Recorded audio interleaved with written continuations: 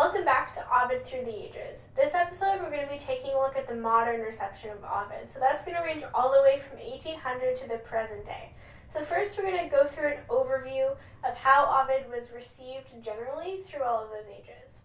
So there have been highs and lows, but Ovid still continues to be an extremely strong influence through all of this time. The Victorian period may have been the lowest, and we're currently experiencing a great revival. Metamorphoses continues to be Ovid's most popular work, and the concept of metamorphosis and transformation has actually become so popular that it's considered a literary trope. He was pretty unpopular all throughout the 1800s, probably left over from the lack of fame he experienced during the Enlightenment era, and the Victorian age, as I said, was probably his lowest point. When he was mentioned to be snubbed, and they didn't pay him much tribute. In the 1920s modernist period, Ovid appealed a bit more to writers due to his exile and the fact that he was a victim of a ruthless imperial government, and also they believed him to be a sort of champion for art's sake, which was a big concept at the time. Also, all of the major changes and upheaval in the lives of people between the two world wars made him really popular because he represented change and metamorphosis in a good, positive, hopeful way that people could connect to and attach their hope to. However, attempts to bring Ovid back into style in 1922, around then, kind of failed. And in the 1930s, with the rise of fascism, they really disliked Ovid and preferred poets like Virgil, who supported the ruler and didn't talk back. And Ovid represented more of a personal take rather than the political, so they tended to avoid his works. This dip in his popularity lasted until about the 1950s and 60s, when there was a conscious effort to bring him back. He wasn't too popular in the 1970s, and they continued to view Ovid as a personal, subjective manner. In the 1980s, there was an unexpected flowering of fully conscious Ovidianism, which was pretty cool.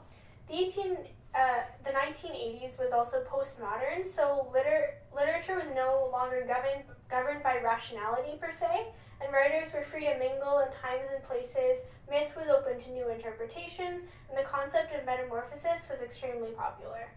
And also in the postmodern kind of way of destructing the self and their rejection of the past, they didn't care much about the historical aspect of Ovid, but they were very much focused on metamorphosis, so they turned to his work Metamorphoses.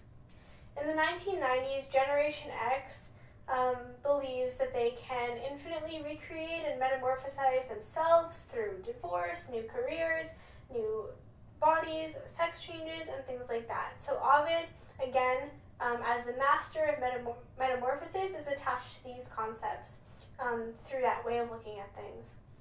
His love poetry also experiences a spike in popularity in this time as well, because it seemed to be as fun and cynical, and because he's more concerned with the poetic reality and the love side of things than he is with politics, because his tone is ironic, so 90s kids can connect to that apparently. And his works offer sex, violence, and fantasy. The 90s also experiences a huge flood of new translations of Ovid, and finds Ovid a greater poet than Horace or Virgil because of his imagination. In the 2000s, bookstores continue to carry more translations of Ovid than any other classical text, and there's current interest in the literature of exiles, such as Ovid, because of the rise of tyrannies in countries around the world. Ted Hughes, someone who wrote on Ovid, which we'll talk about later, suggests that Ovid wrote in a time in ancient Rome which was between religions and was waiting for a new religion to fill the gap, and suggests that we're in a similar time as he was back then. Ovid has finally, at this point, become reabsorbed into mainstream culture. Critics have regained a theoretical interest in him, and having already been allegorized and moralized back in the medieval period, he's now being politicized, psychoanalyzed, and deconstructed in the modern period. And the Ovid boom currently shows no signs of abating. He's also been a part of the scholarly renaissance, and lots of new research and books are being written about him at this point. We're also going to take a look at some of the authors and works in the modern period that were influenced by Ovid. So we're going to start in 1819 with Keats's poem Ode on a Grecian Urn. And this poem is steeped in Ovidian tradition, even though Ovid was not necessarily popular at the time. The poem has references to myths, gods, the immortality of art, beauty, and the poet. And I think the reference to Ovid and what Ovid stood for is summed up in the final lines of this poem, which are, "Beauty is truth, truth, beauty. That is all ye know on earth and all you need to know." And this is kind of, again, bringing back the idea of art for art's sake, which was connected with Ovid in that era. Also, Victor Hugo, the author of Les Miserables, was exiled from France in 1851 and owes much of his literary output during his exile and his presentation of his exile to Ovid's exile poetry.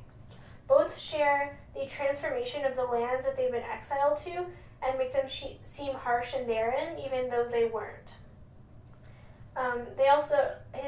The main character of Les Mis, Jean Valjean, is also an exile character. However, Hugo hated Ovid. He's quoted saying, "I don't like Ovid, that cowardly exile, that liquor of bloody hands, that cowering cur of exile, that distant and disdained tyrants today, and I hate the fine wit with which Ovid overflows." Pretty harsh. So, moving on. Robert Browning, who wrote a longer poem called The Ring and the Book in 1868, invokes Ovid directly, but only in a way that seems to confirm his falling status in the Victorian period. In fact, he's represented in this poem as a licentious trifler. So again, Ovid's not getting much love during this time. However, Browning in his poem still alludes to the myths like Pygmalion. And Pygmalion is the myth about a sculptor who builds a statue of a beautiful woman, ends up falling in love with the statue, and then wishes for it to become real. When he gets home and kisses it, the goddess Venus grants his wish, and the statue becomes real. And Pygmalion at this time was one of the myths that was most often referenced, quoted, and invoked, and it was particularly popular because of the tropes it included, like division, separation of the self, psychological fragmentation, and especially polarization of male and female principles and woman as an art object. And these kind of ideas characterize the writings of modern writers. One author who uses Pygmalion is James Joyce in his 1914 short story The Dead, where the protagonist, a man named Gabriel, is modeled after the character of Pygmalion. And this is shown in ways like Gabriel staring at his wife, musing about her appearance and symbolism, and not realizing her worth as a person until the end of the story. T.S. Eliot, in his 1922 poem The Wasteland, invokes Pygmalion as well in the chess game section of the poem when the speaker is describing the woman he's with. He also invokes the character of Echo from the myth of Narcissus in the woman's verbal tic, demonstrated in passages like this one. "Speak to me. Why do you never speak? Speak. What are you thinking of? What thinking? What? I never know what you are thinking. Think." Now, back to Joyce for a second. James Joyce's 1916 novel Portrait of an Artist as a Young Man, the protagonist is named Stephen Daedalus, and he's a creative artist longing to escape imprisonment in Ireland, and he's modeled off the Ovidian myth of Daedalus, where he gets his name. This illusion represents also pagan mythology and Joyce's belief that the pagan side of things were, in that time, winning out against Christian morality.